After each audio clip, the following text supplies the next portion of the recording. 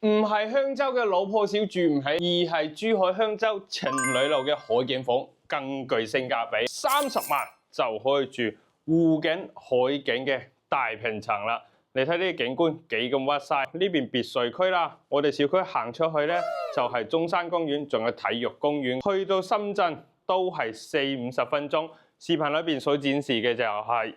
110平方嘅4房啦，客廳開間4米，入門口獨門獨戶，一排到頂嘅鞋櫃位，廚房嘅電器仲有中央空調都係做好晒俾你嘅，空間非常夠，一家5口住都冇問題。呢邊就係4間房啦，客房、公主房，仲有兒童房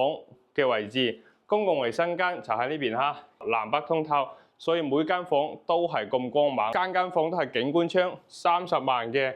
首期就可以拎包入住咁靚嘅樓，景觀都係非常屈晒，都係睇湖景同海景。